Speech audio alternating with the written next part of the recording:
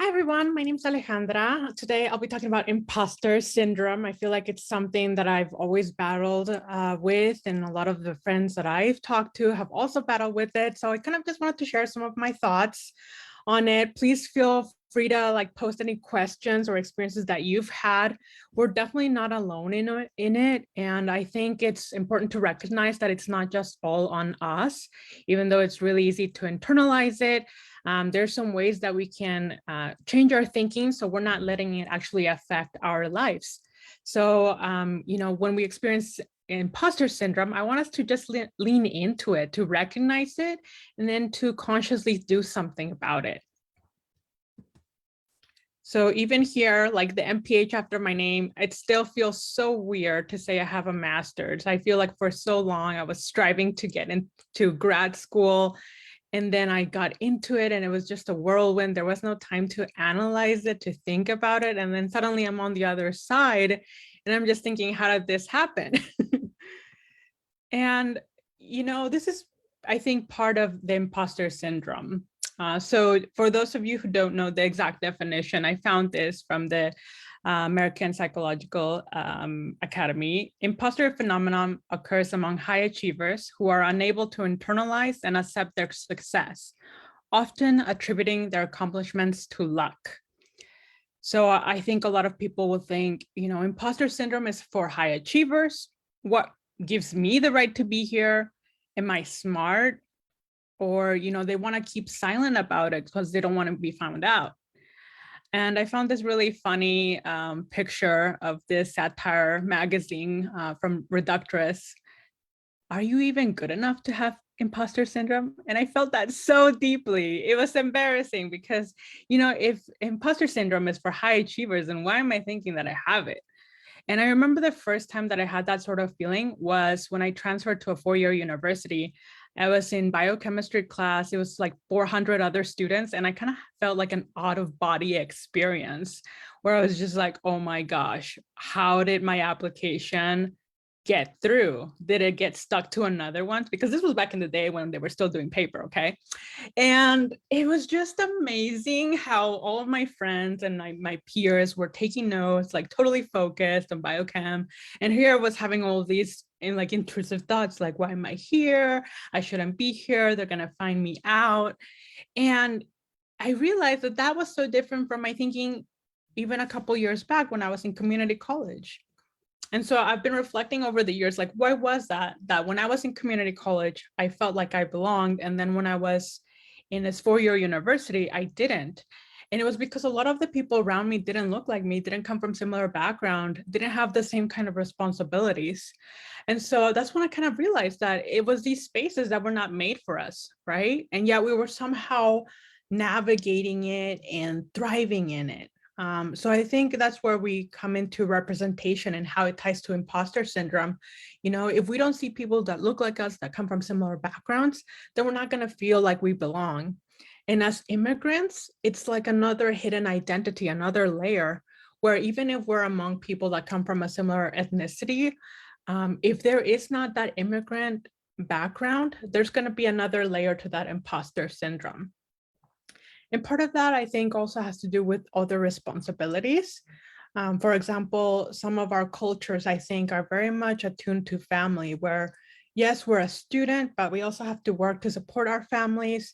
And we also might have to be caregivers, right? And then there's so much drive, I think, from within us to do something to better or improve our communities, to give back.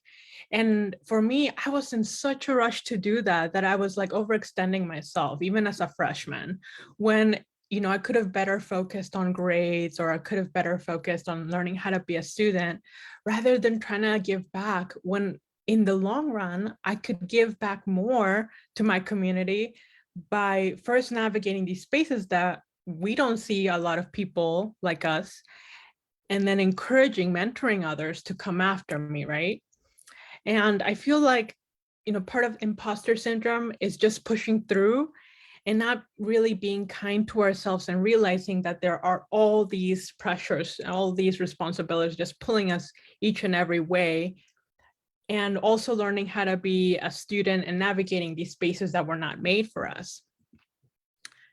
And it doesn't stop there. Like once I graduated, I also felt this at work. And thankfully, there were a lot of people that were with me trying to make work more inclusive and make it more accessible for people who didn't have the traditional like 4-year university to be able to apply to these jobs. But I also felt this pressure. Like now I'm realizing that I'm feeling not only inadequate as a student, but also inadequate in this job. Like, how did I get here? Was it because they needed a token brown person? And all of these things that you hear in society saying you got in because of your ethnicity or your background are just constantly like, battling with you.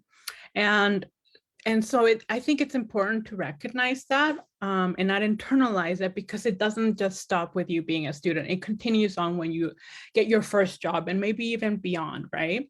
So even as I've been battling imposter syndrome, I've been trying to make it more accessible for others, for like the next wave of immigrants who are coming after me, who are interested in the same things that I am.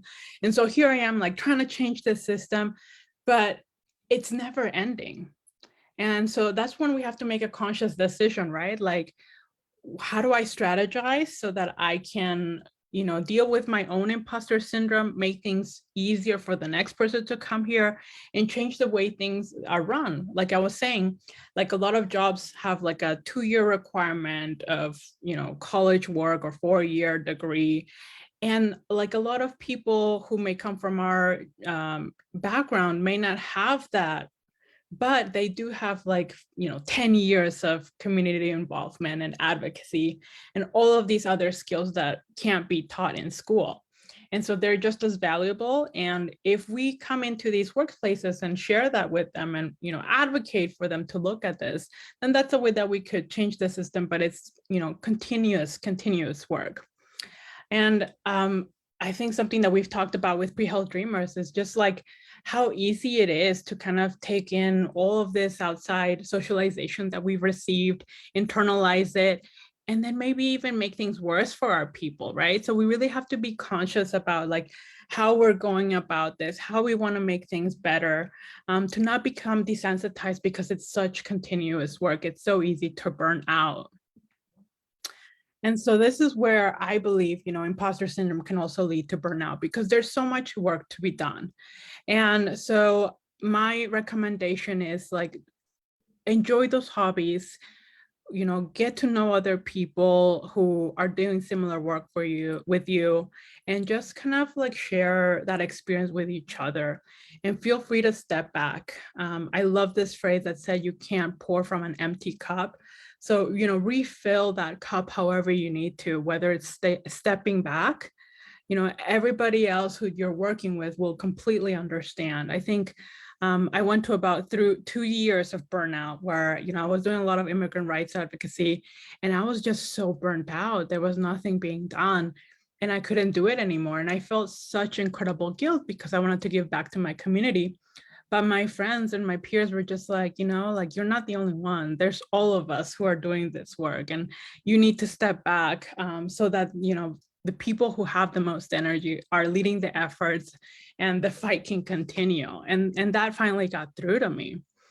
But it's not just about stepping back when you realize you've burnt out, right? It's about recognizing those signs, those flags beforehand. When you're facing imposter syndrome, you need to reach out to support, get involved with student groups and let your advocates know, reach out to mentors. For me, it was talking to a mentor, and it was becoming a part of a first generation group at my college. And that really helped.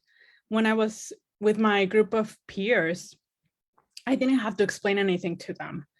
I didn't have to tell them like, oh my gosh, we just talked about this really heavy topic in class that was totally academic for everybody. But for me, it was real. It was like my family.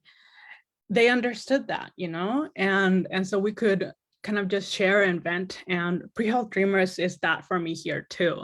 And I want that to be for you. So please feel free to reach out to us. I know things can be so difficult when the political becomes personal and you're still having to go through your responsibilities of going to school and going to work.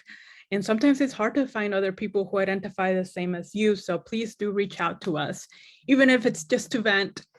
And another thing, like I reached out to a mentor, and he's an MD, PhD Latino. He's like gotten the biggest grant that you can get as a researcher. He's in one of like 75 cancer institutes who's recognized by the National Cancer Institute, and he's still feeling imposter syndrome.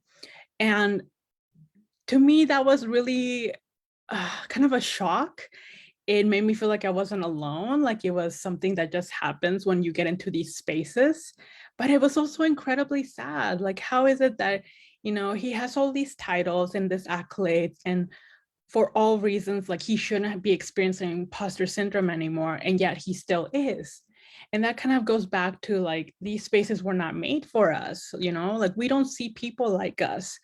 And so we have to, feel like we have to represent, we have to work twice as hard and bring in the next wave of people that look at us. So it's a lot of responsibility and a lot of work. And that's why I say, don't do it alone. Find those support groups for you, whether it's student groups, advocates, or mentors. And one story that I want to share about myself that I think really helped me, so that, imposter syndrome doesn't paralyze you, so that it doesn't make as much of an impact in your real life. Fake it till you make it. Do all that you can to just go through the steps if you have to, and know that it's a work in progress. There'll be good days and bad days where you're feeling like a complete imposter and like really questioning why you're there. And just put one foot in front of the other and do what you need to do, but don't let it affect you to the point that you freeze. So what I mean by that is that a lot of the time, when I was in lab working as a research assistant, if something went wrong, I would blame myself. I would internalize that. I would say, oh, I did something wrong, I messed up, when really it was the bacteria that we were using. And it took a lot of kind of, rethinking, a lot of conscious decisions, like, okay, I know I follow the protocol. I know I use this bacteria. Let's troubleshoot. Let's see what can be done. And slowly, as I began to realize that I could have that power to determine where things went wrong, it kind of like made me realize that maybe it's not me, right? It's not that I'm an imposter that shouldn't be here. And something else that helped is to give myself a time frame to just apply to those impossibles. So what I mean by that, like, I applied to national scholarships that I knew in my heart I would not get, and yet I got it. And I applied to this MIT hackathon to combat racism in healthcare, and I knew I would not get in. I knew it, and yet I got in. And not only did I get in, but I won. And it was just impossible. So what I've done since then is every semester at school, I've applied to 2 impossible things.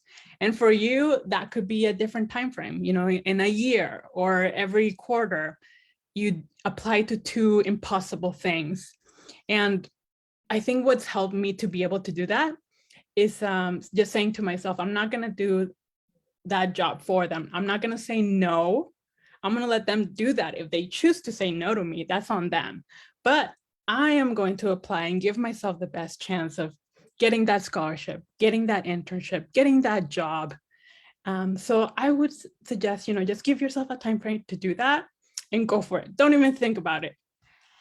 And again, I can't emphasize enough, heavily lean on support. There's maybe cultural or personal barriers, and it's so much to process, so much reflection to do, that you should, just lean on somebody else to help you.